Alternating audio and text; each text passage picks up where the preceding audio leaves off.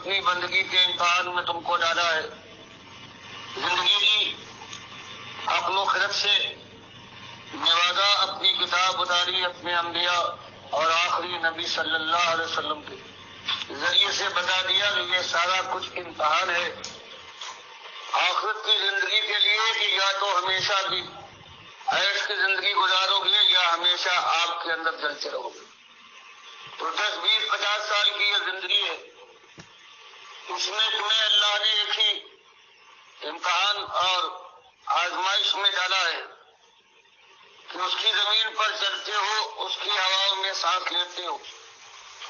اس کے پانی سے پیاس بجھاتے ہو، اس کے پیدا کیے ہوئے رزق سے اپنا پیٹ بھرتے ہو. اس نے تم کو اولاد دی ہے اور خاندان میں کنبہ عطا فرمایا، آپس میں محبت پیدا کی تاکہ زندگی کا یہ دور جو مختصر ہے یہ اچھی طرح سے گزار لو.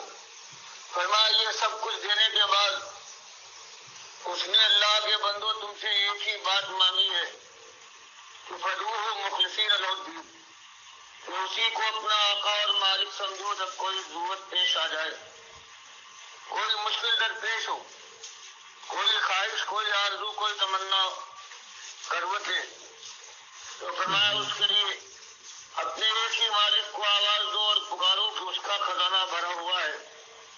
وہ دل کی بات سے واقف ہے، ہر جگہ سے ہر پکارنے والے کی بات سن کر اس پر فیصلہ کرتا ہے. تو یہ اللہ کا ایک مطالبہ مالک کی ایک بات ہے کہ لوگوں تم کو اس دنیا میں خالص اپنی بندگی کے لیے میں نے بھیجا ہے، اور اسی بندگی اور ایمان کے اوپر پھر فیصلہ کروں گا. یا تو آپ تمہارا مسکن ہو اور یا بہاروں پر بہاریں ہیں جن کی براتیں کبھی ختم نہ ہو. تو اس لیے اللہ کے بندو ہر مسئلے میں اپنے مالک کو اپنا اکیلا مالک مان کر اس کے سامنے جھکو، اس کے سامنے فریاد کرو، گود پھیلاؤ، دعائیں کرو، اس کی بڑائی کا اعلان کرو. یہ ایک مسئلہ ہے جو اللہ تعالیٰ نے پورے قرآن میں سورہ فاتحہ الحمدللہ سے لے کر الناس تک ایک ہی مسئلہ بیان فرمایا ہے. باقی جو قرآن کے اندر ہے وہ اسی مسئلے کی تفسیر ہے، جس کو آج امت مسلمہ ایسے بلا چکی ہے گویا کبھی اس نے یہ بات سنی نہیں تھی. ابھی ایک مہینہ گزرا ہے جو 12 وفات کا مہینہ کہلاتا تھا. اس مہینے کی 12 تاریخ کو جو اس امت نے کیا ہے اور برابر کرتی آئی ہے مدتوں سے، یہ اس بات کا ثبوت ہے کہ یہ امت اپنے مالک کو بھول چکی ہے،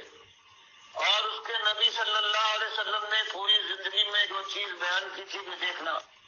اللہ کے ساتھ کسی اور کو ساتھی اور شریک نہ بنانا، اور کہیں میرے ساتھ یہ ظلم نہ کرنا کہ جیسے عیسائیوں نے عیسیٰ علیہ السلام کو اللہ کا بیٹا بنا دیا تھا، کہیں میرے ساتھ یہ ظلم نہ کرنا. مجھے جب یاد کرو تو مجھے اللہ کا رسول مانو، اللہ کا بندہ مانو، بس میری حیثیت یہ ہے. اور اس امت کا آج یہ حال ہو گیا ہے کہ بھائی رسول صلی اللہ علیہ وسلم وہ شرک اور کفر کے خلاف زندگی بھر جنگ کرتا آیا ہے، آج اس کو اللہ کے ساتھ شریک ٹھہرایا گیا ہے. کہیں یا رسول مدد کی آواز بلند ہوتی ہے، کہیں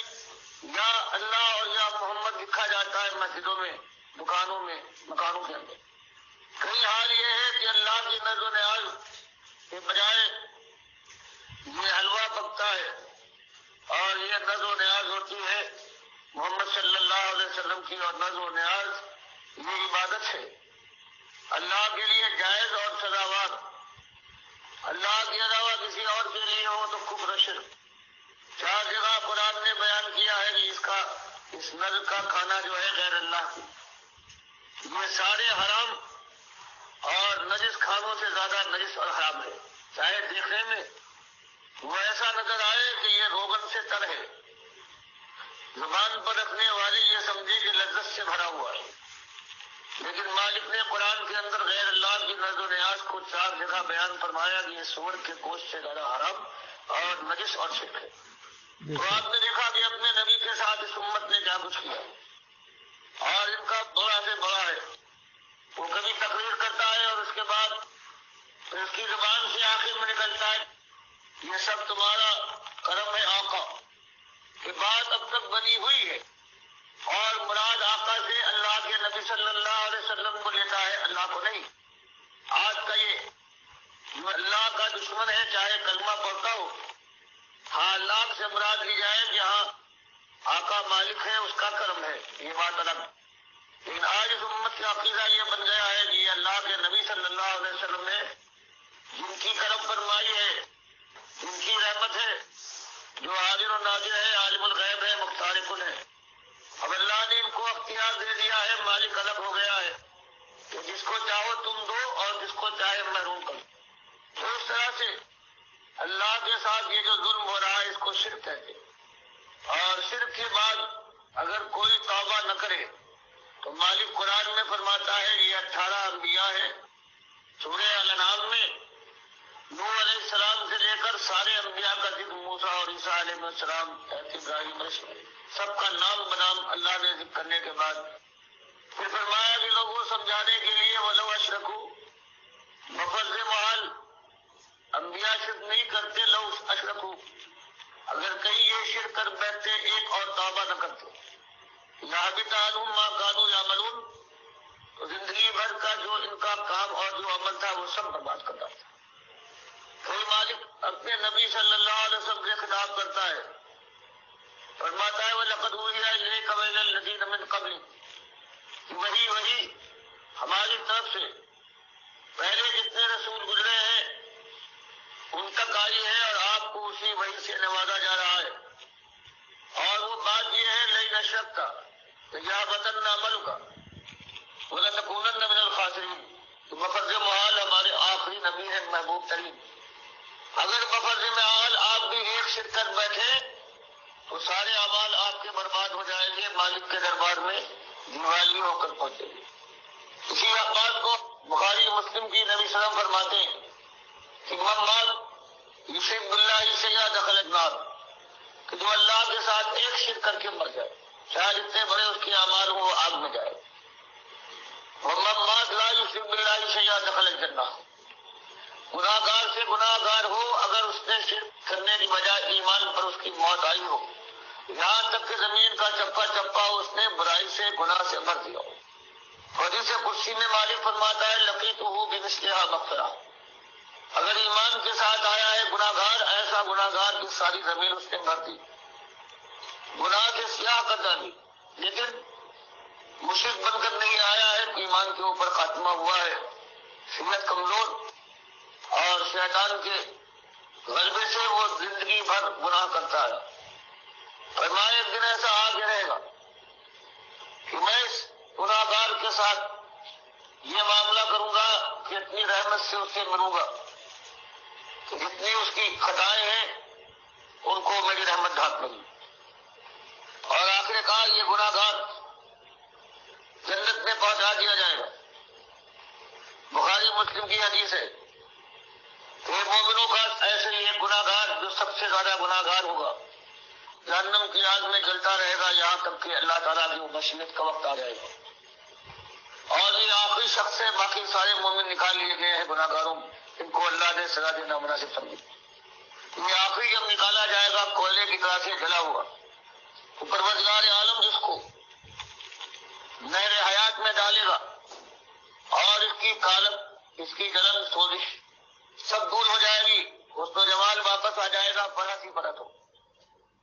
تو مالک اس سے کہے گا میرے بندے اب مانگ جو تو چاہتا ہے، تیرے دل میں جو خواہش ہو، وہ کہے گا مالک وہ جلن مجھے یاد ہے اور اب تو حسن و جمال ہے اور دل اور جگر میں ٹھنڈک ہے، اب مجھے کچھ نہ چاہیے، بس یہی کافی ہے میرے لیے۔ یہ اللہ تعالیٰ اسے مجبور کرے گا، اللہ کے نبی سے ہم فرماتے ہیں جہاں تک کہ جو اس کے سمجھ میں آئے گا مانگتے مانگتے جب تھک جائے گا کہ مالک اب مجھے کچھ یاد نہیں آتا، تو اللہ تعالیٰ اسے کچھ باتیں اور بتائے گا کہ یہ بھی مانگ میرے بندے، تو نے یہ تو مانگا نہیں، اور جب سب اللہ اسے بتا چکے گا پھر کہے گا کہ تو نے مانگا میرے بندے، وہ میں نے تجھ کو سب کچھ عطا کیا، اور جو تو بھول گیا تھا نہیں مانگ پایا تھا میں نے بتایا، تو نے پھر مانگا تو میں نے وہ بھی تجھے دیا۔ اور ابو سعید خدری رضی اللہ تعالیٰ عنہ جس بخاری مسلم کی حدیث کے راوی ہیں وہ کہتے ہیں اللہ کے نبی صاحب نے فرمایا، اور پھر اللہ کہے گا کہ تو نے مانگا اور میں نے بتایا یہ بھی دیا، اور اس سب کا 10 گنا اور دیا۔ تو یہ ایمان کی یہ برکت ہے جس کو آج لوگ بیان سمجھتے ہیں، لباس کی طرح سے جس طرح چاہے پہنے اور جب چاہے اتار سکے۔ یہ ایمان کی برکت ہے کہ سب سے بڑا گناہ گار کائنات کے اندر اس ایمان کی برکت سے جلے گا تو، لیکن برکت کا عالم یہ ہے کہ آخر کار وہ جنت میں پہنچا دیا جائے گا، اور جو کہے گا اللہ اس کو دیتے رہے گا۔ یہ آواز ہے میرے پیارے بھائیوں، یہ ہے ہماری دعوت۔ یہ ہیں ڈاکٹر مسعود الدین عثمانی رحمۃ اللہ علیہ، اور ہم ہیں ان کے ساتھی۔ اسی دعوت کو ہم آگے بڑھا رہے ہیں، اپنی قوم کو یہی بات بتا رہے ہیں کہ شرک کی وجہ سے تمہاری ساری ناکامیاں اور تمہارے اعمال ہیں یہ برباد ہو جائیں گے، اور یہ جو فرقے بنے ہیں، مسلک بنے ہیں، یہ اسی شرک کی وجہ سے بنے ہیں۔ کوئی مسلک، کوئی جماعت ایسی نہیں جس کے عقیدے کے اندر شرک نہ ہو۔ تو یہ دعوت اٹھی تھی اللہ کے فضل و کرم سے، اور اب الحمدللہ یہ پھیلتی جا رہی ہے۔ اس سلسلے میں جہاں جہاں تک ڈاکٹر عثمانی رحمۃ اللہ علیہ کا لٹریچر پہنچ رہا ہے یا یہ بیانات پہنچ رہے ہیں، وہ ہمارے قریب ہونے کی کوشش کریں۔ انشاءاللہ ہم اس جماعت کو منظم کر رہے ہیں اور اس دعوت کو پھیلا رہے ہیں، اور بڑی سادہ بات ہے میرے پیارے بھائیوں، بالکل شرک نہ کرو۔ توحید اصل ہے، سارے انبیاء کی یہی دعوت ہے، اور اسی نقطے کے اوپر جو ہے نبی علیہ السلام کی پوری زندگی گزری ہے، صحابہ کرام کی پوری زندگیاں گزری ہیں۔ کہیں یہ جمہوریت کا کوئی معاملہ نہیں، کہیں پیری مریدی نہیں، کہیں عرس اور میلے نہیں، کہیں یہ مندر مزار نہیں ہے، یہاں چڑھاوے نہیں ہیں، واسطے وسیلے نہیں ہیں، رکوع اور سجدے نہیں ہیں اللہ کے علاوہ کسی اور کے۔ تو یہ سادہ سادہ باتیں ہیں، یہ کیوں سمجھ میں نہیں آتی؟ اس کے اوپر اکٹھے ہو جاؤ، دیکھنا خیر آ جائے گی، امت مسلمہ بھی اٹھے گی انشاءاللہ، صحیح معنوں میں نیا پاکستان بنے گا، بلکہ پوری دنیا کو پاکستان بنائیں گے۔ پاک سرزمین شاد باد، پوری زمین جب پاک ہوگی، جب آخری مندر گرے گا، آخری مزار گرے گا، اور یہ جمہوریت کا نظام اور باقی جتنے مشرکانہ شیطانی نظام ہے سب کا خاتمہ ہو کے وہ نظام ہوگا جو ہمارے مالک اور خالق کو پسند ہے انشاءاللہ۔ اسی انداز سے ہم اٹھ رہے ہیں جس طرح صحابہ کرام اٹھے تھے، اور یہی ہمارا ایمان ہے، یہی ہمارا مقصد ہے، یہی ہمارا منشور ہے۔ ہر اینگل سے آپ ہمیں پرکھنے کی کوشش کریں اور حق پائیں، اور بالکل یہ حق ہے، اس کا ساتھ دیں۔ اور یا تو مخالفت اس سے میں آئے گی، اگر اللہ توفیق نہ دے تو یہ بہت بڑی بدبختی ہوگی، یا نیوٹرل انسان رہتا ہے، کچھ نہیں کہتا، نہ حق کا ساتھ دیتا نہ باطل کا، تو نیوٹرل تو پھر جانور ہوتے ہیں، ان کا کیا بھروسہ۔ اصل بات یہ ہے کہ مان خالص عمل صالح وتواصوا بالحق وتواصوا بالصبر۔ اللہ تعالیٰ اس کی توفیق دے ہمارے بھائیوں کو۔